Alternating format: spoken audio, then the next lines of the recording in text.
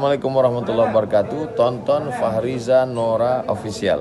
Subscribe, like, share, and comment. Assalamualaikum warahmatullahi wabarakatuh.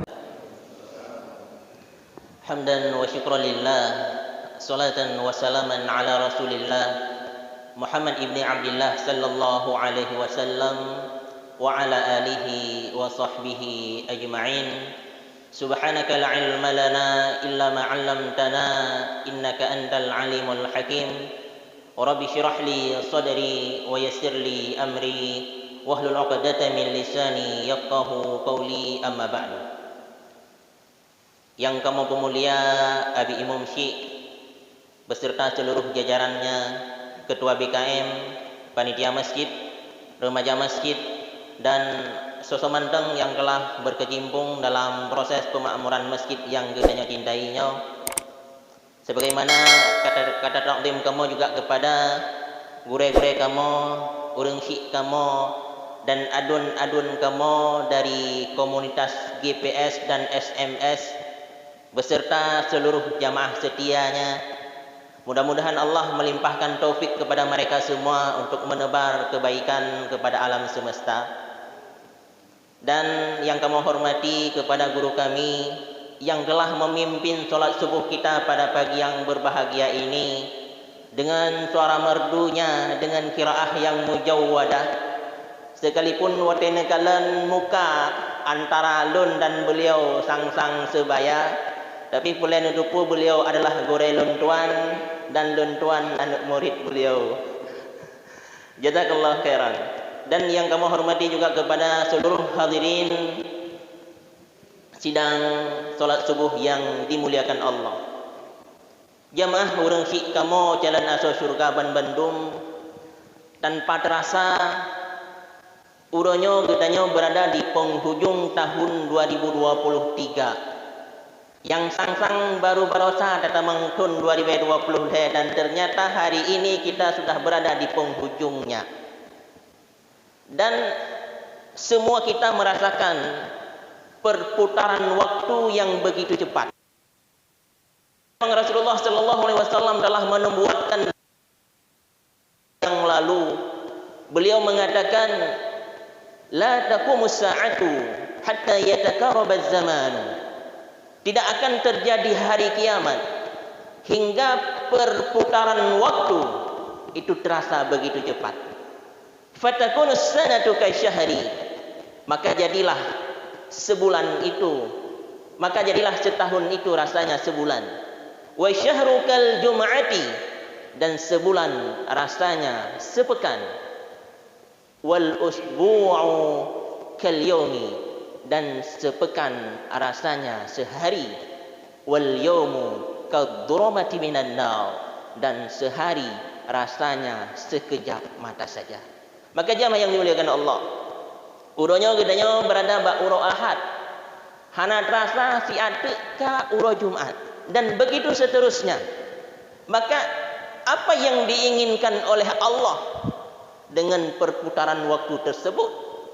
Allah berfirman dalam Al-Quran, wa tilkal ayyamu nudawiluha bainan nas, dan demikianlah kami gilir, kami putar waktu di antara mereka manusia. Tujuannya waliya'lamallahu allazina amanu, untuk Allah menguji siapa di antara hamba-hambanya yang beriman. Pokoknya orang yang lepas iman dengan berjalannya waktu. Rasul mengatakan yusbihu mu'minan wa yumsi kafira. Ada kalanya nanti satu masa di mana manusia paginya beriman, sorenya jadi kafir. Au yumsi kafira, au yumsi mu'minan wa yusbihu kafira, atau sorenya masih beriman, besok paginya jadi kafir. Kapan itu? Ketika dunia penuh dengan fitnah.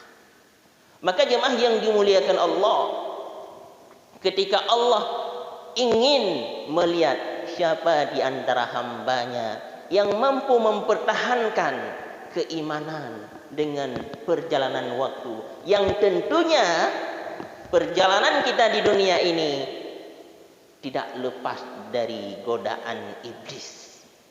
Karena ketika Allah sudah menciptakan Adam alaihissalam, Allah perintahkan kepada iblis untuk sujud kepadanya. Dan perlu kita ketahui bahwa iblis sebelumnya pernah menjadi hamba Allah yang beribadah kepada Allah, yang bahkan dia sudah beribadah ribuan tahun lamanya di dalam surga sebelum terusir dari surga. Ketika selesai Allah menciptakan Adam, Allah perintahkan kepada iblis untuk sujud kepada Adam. Lalu kemudian iblis enggan untuk sujud kepada Adam. Apa kata Allah dalam Al-Quran? Qala ma mana'aka alla tasjuda idh amartuk. Wahai iblis, kenapa engkau enggan untuk sujud kepada Adam ketika aku perintahkan? Iblis mengatakan, qala ana khairum minhu, khalaqtani min nari wa khalaqtahu min tin. Ya Allah, tidak pantas aku sujud kepada Adam karena aku lebih baik. Engkau ciptakan aku dari api sedangkan Adam dari tanah. Maka jamaah urang Ciklon yang berbahagia, bila uronyo na di antara kitanya merasa roh tu lebih mulia, merasa roh tu lebih kaya, merasa roh tu lebih kaya, merasa roh tu lebih hebat dari orang lain, ketahuilah itu salah satu sifat iblis yang kita warisi. Ketika iblis mengatakan ana khairum minhu, aku lebih baik darinya, lalu kemudian dia ingkar, tidak mau sujud atas perintah Allah, lalu kemudian Allah murka kepadanya dan Allah mengusir iblis dari surga. Iblis yang sudah beribadah ribuan tahun di dalam surga bisa terusir dari surga. Lalu bagaimana dengan kita yang belum pernah masuk surga, lalu kemudian kita yakin akan memasuki surga, padahal praktekkan adalah kesombongan demi kesombongan di hadapan manusia. Jemaah yang dimuliakan Allah Subhanahu wa taala. Lalu kemudian setelah iblis terusir dari surga, iblis berdoa kepada Allah. Apa doanya? Qala rabbi anzirni ila yaumi yub'atsun. Ya Allah, jadikanlah aku hamba. Allah langsung mengabulkan permintaan dan permohonan iblis. Qala innaka laminal munzarin. Wahai iblis, engkau termasuk yang diberi tangguh. Apa tujuannya iblis minta diberi tangguh, dipanjangkan umurnya oleh Allah? Di ayat berikutnya dia memproklamirkan akan menggelincirkan manusia. Apa katanya? Qala fa bima aghwaytani la'aq'udanna lahum siratal mustaqim. Ya Allah, oleh sebab engkau telah mengusirku dari surga, oleh sebab engkau telah menghukumku gara-gara Adam alaihissalam, maka aku akan menggelincirkan anak Adam dari jalanmu yang lurus. Maksudnya dari agama Islam. Maka jamaah yang dimuliakan Allah, bahwa perjalanan kehidupan kita itu tidak lepas dari godaan dan bisikan iblis. Bagaimana Allah menjelaskan di ayat berikutnya? Summa la'atiyannahum, kemudian iblis akan mendatangi manusia. Min baini aydihim wa min khalfihim, dari arah belakang. Wa an syama'ilihim wa an aymanihim wa an syama'ilihim, dari arah kanan dan dari arah kiri. Maka jamaah yang dimuliakan Allah, 4 penjuru iblis akan menggoda manusia. Dia datang dari depan. Sebahagian ulama mengatakan ketika iblis datang dari depan, itu iblis datang menggoda manusia, memasukkan dalam hati manusia. Karena ketika manusia sudah cinta terhadap dunia, maka manusia akan melupakan akhiratnya. Kalau dari arah depan tidak berhasil, maka iblis akan menggoda manusia dari arah kanan. Kanan itu lambang. Iblis menggoda manusia dari arah kanan dengan cara menghalang-halangi manusia untuk tidak melakukan kebaikan. Contoh ji bak bengahnya pulang tengah musim ujian, kata bedah poh limang, alah menteng na 18 minit tu. Tak si atu. Dan ternyata wate tak ihtiat ke tak dengar bisikan iblis baiklah solat subuh di jamaah di masjid, mungkin tak bedah poh 7 bengah lewat wate subuh. Salah satu cara iblis menggelincir manusia dengan manusia dari jalan kebaikan. Menyadari arah kanan pun tidak berhasil, maka iblis akan mengambil jalan kiri, sebelah kiri. Bagaimana sebelah kiri? Iblis itu akan memasukkan keindahan dalam hati manusia untuk bermaksiat kepada Allah. Sering dengar urang-urang yang pegat anak baji yang mohon maaf diyubak suke di lampuh padahal diyubak sukenya naik kameng naik ase naik mi. Tapi begitu indah dipandang bermaksiat kepada Allah Subhanahu wa taala. Kenapa bisa dapat keindahan? Itulah bisikan iblis untuk menggelincirkan manusia. Lalu pada akhirnya iblis mengatakan, "Wala tajidu aktsarahum syakirin." Ya Allah, Engkau kebanyakan manusia itu yang bersyukur. Artinya iblis akan berusaha, akan berupaya sekuat tenaga menggelincirkan manusia dari jalan yang lurus untuk menjadikan manusia yang kufur. Tidak kufur iman, minimal menjadi manusia yang kufur nikmat. Maka jamaah yang dimuliakan Allah Subhanahu wa taala, bahwa perjalanan kita ini tidak terlepas dari godaan dan bisikan iblis. Maka pada hari yang berbahagia ini, untuk mengisi tahun baru kita, kami ingin indah, yaitu wasiat takwa. Sekalipun wasiat takwa ini bukan wasiat para ustaz kepada jamaahnya, bukan wasiat para dai kepada jamaahnya, dan juga bukan wasiat para ulama untuk umatnya. Tapi wasiat takwa itu adalah wasiatullah, wasiat Allah untuk para nabi dan rasul. Allah mengatakan, "Ya ayyuhan nabi ittaqillah." Karena takwa itu juga wasiat Allah untuk orang-orang yang beriman. Allah berfirman, "Ya ayyuhalladzina amanu taqullah." Dan bahkan takwa itu adalah wasiat Allah kepada seluruh manusia. Allah berfirman dalam surat An-Nisa, "Ya ayyuhan nas," wahai manusia, "ittaqu rabbakum," bertakwalah kepada Tuhan kalian. Kenapa harus takwa? Karena untuk menjadi manusia yang terhebat di dunia dan terhebat di akhirat hanya takwa. Karena Allah berfirman dalam Al-Quran, "Wa may yattaqillaha yaj'al lahu makhraja." Artinya Allah menjamin barang siapa yang bertakwa kepada Allah akan dijamin solusi terhadap semua permasalahannya. Bukan cuma solusi, wa yarzuquhu min haitsu la yahtasib. Kepada mereka-mereka yang mengisi hari-harinya dengan ketakwaan kepada Allah Subhanahu wa taala, Allah akan memberi rizki dari jalan yang tidak disangka-sangka. Maka jamaah yang dimuliakan Allah, untuk ya ayyuhalladzina amanu taqullah, wahai orang-orang yang beriman, bertakwalah kepada Allah. Wal tanzur nafsun ma qaddamat lighad. Hendaklah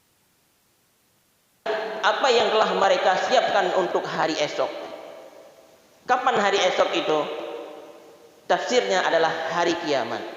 Kenapa Allah tidak mengadakan wal tanzur nafsun kiamah?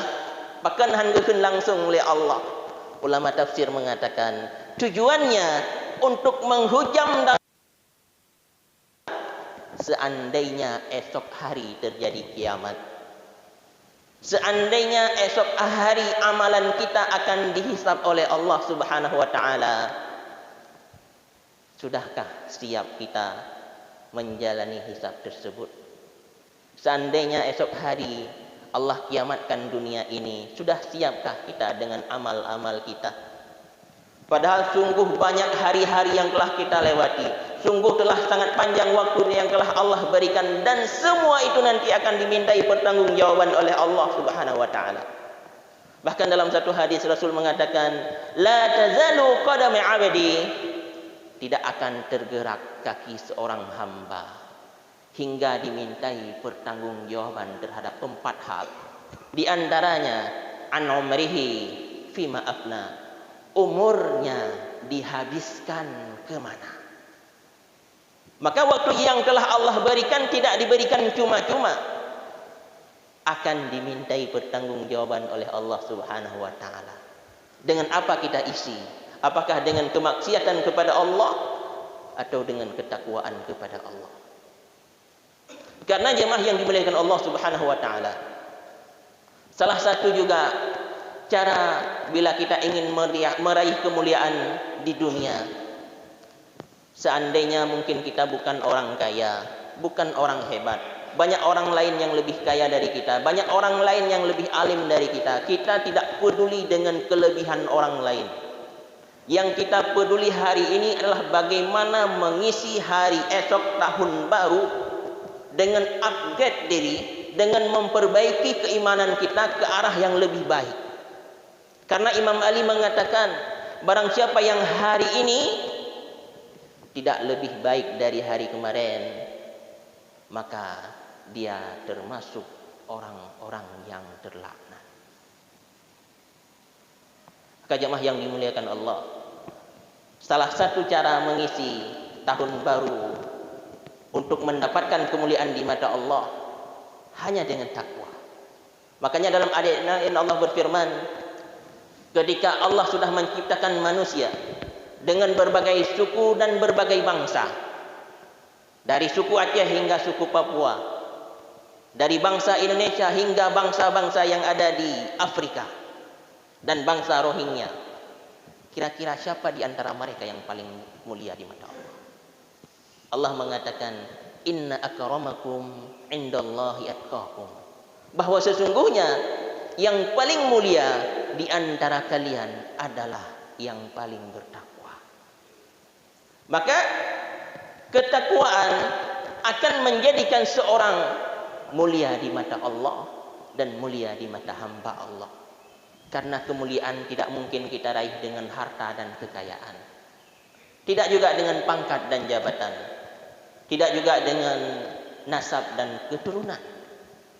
Karena sejarah telah membuktikan ada seorang hamba Allah yang dilahirkan di tempat yang mulia, di samping Ka'bah, dari keturunan yang mulia, keturunan Bani Hashim dan Bani Muttalib. Akan tetapi di waktu yang bersamaan terhinalah beliau. Disebutkan dalam Al-Quran, tabbat yada abi lahabi wa tab, celakalah kedua tangan Abu Lahab. Patlahi Abu Lahab di samping Ka'bah, tapi tidak lantas menjadikan beliau manusia mulia. Maka mek mentang-mentang katanya orang Aceh, tapagah hadro dilahir di bumi aulia tanah syuhada, nanggro yang berlandasankan syariat Islam. Tak aku lebih mulia dari orang lain kalau dendai. Karena juga ada sejarah yang telah membuktikan ada seorang hamba sahaya, budak, kulitnya hitam dan legam, yang Ethiopia, Bilal bin Rabah, muazzinnya Rasulullah sallallahu alaihi wasallam, yang di awal-awal Islam beliau mengalami penyiksaan yang luar biasa, dijemur di padang pasir yang seandainya tak ceruh boh manok, masak boh manok. Leh ji buka bajai Bilal bin Rabah ji peih atuh anak batai, lalu kemudian dicok anak batai di podok atuh dada. Ditambah lagi dengan cambukan dari majikannya supaya Bilal bin Rabah keluar dari Islam, dan ternyata yang keluar dari mulutnya ahad. Gara-gara itulah lalu kemudian Allah muliakan Bilal bin Rabah menjadi manusia pertama yang mengumandangkan suara langit di muka bumi. Muazzinnya Rasulullah sallallahu alaihi wasallam yang namanya tercatat harum dalam sejarah Islam. Yang bahkan pada peristiwa Isra dan Mi'raj, Rasul mendengar suara telapak kaki Bilal di dalam surga. Artinya sekalipun berasal dari hamba sahaya, ketika dia beriman dan bertakwa kepada Allah Subhanahu wa taala, Allah muliakan Bilal bin Rabah radhiyallahu anhu. Berbeda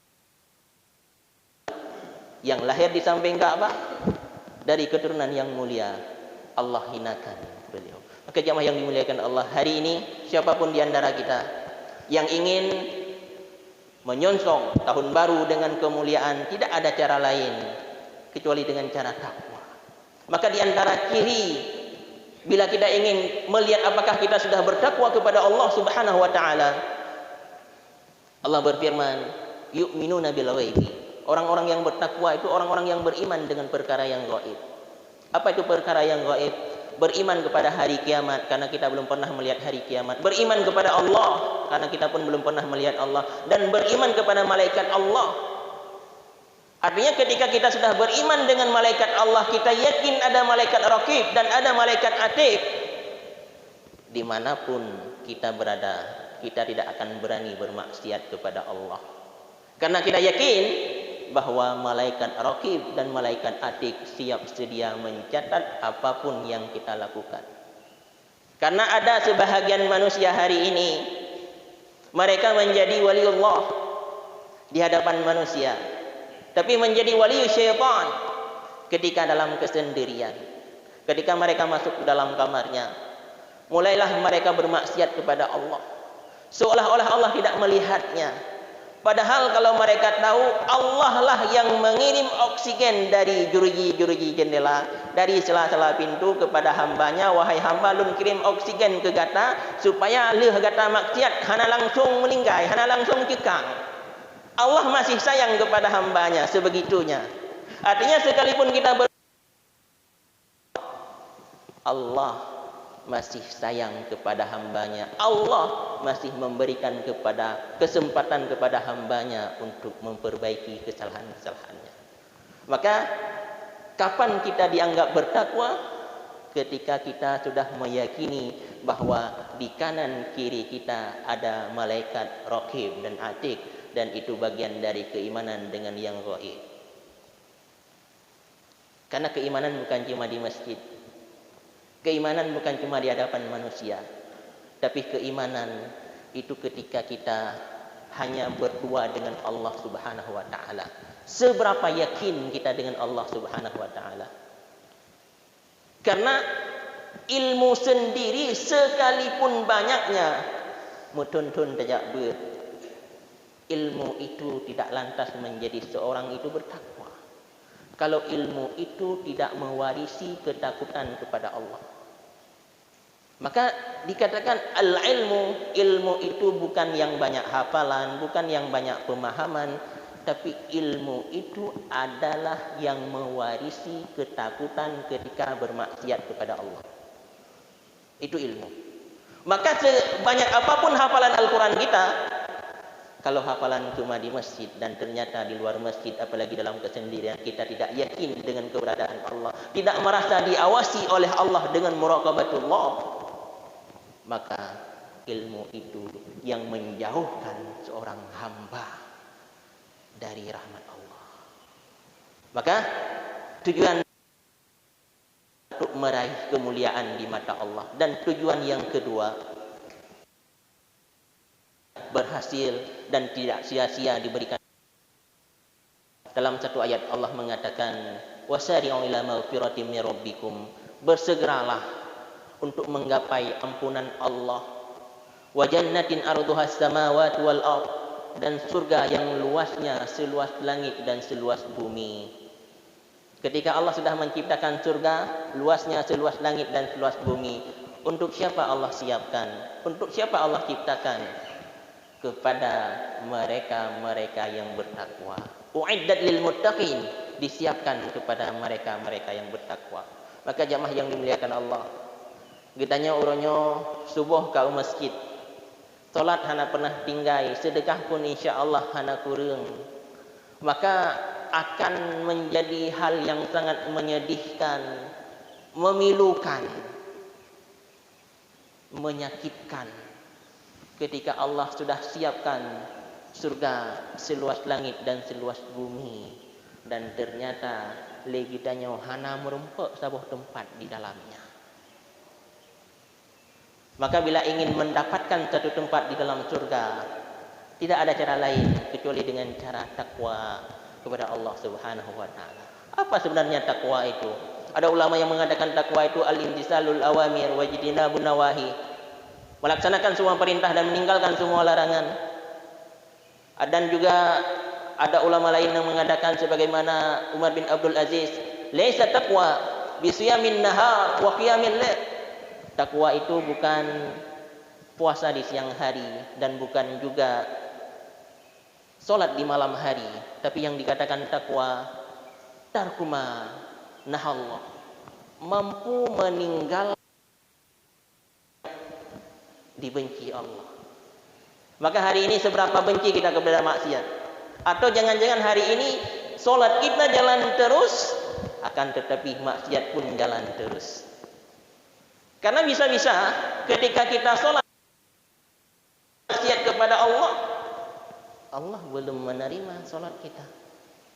Karena Allah mengatakan innama yataqabbalallahu minal muttaqin. Hanya saja orang yang bertakwa. Barometer sudah khusyukkah solat kita di subuh hari ini?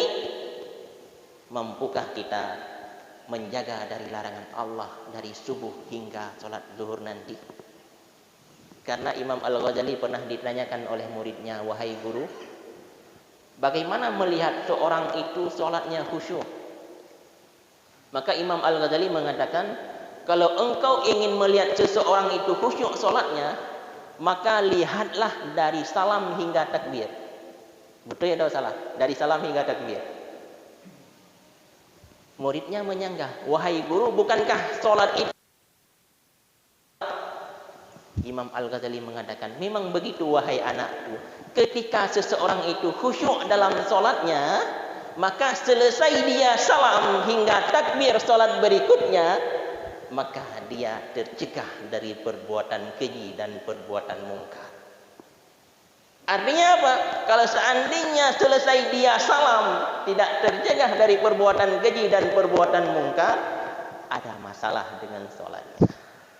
Maka jamaah yang dimuliakan Allah, mudah-mudahan tahun baru ini Allah menjadikan kita manusia yang lebih bertakwa, manusia yang diperbaiki keadaan kita ke arah yang lebih baik oleh Allah Subhanahu wa taala. Manusia-manusia yang dimuliakan oleh Allah dengan amalan-amalan yang kita miliki. Maka pada akhirnya kita menjadi termasuk orang-orang yang dijamin surga oleh Allah Subhanahu wa taala. Karena tidak ada tempat bagi mereka yang bertakwa kecuali surga Allah Subhanahu wa taala, dan itu yang kita harapkan semuanya. Amin ya rabbal alamin. Hanya ini yang dapat kami sampaikan di waktu yang singkat ini. Mohon maaf bila ada kata-kata yang kurang berkenan. Subhanakallahumma wa bihamdika asyhadu an la ilaha illa anta astaghfiruka wa atubu ilaika. Wa sallallahu ala sayyidina Muhammad wa ala alihi wa sahbihi ajma'in. Walhamdulillahi rabbil alamin. Assalamualaikum warahmatullahi wabarakatuh.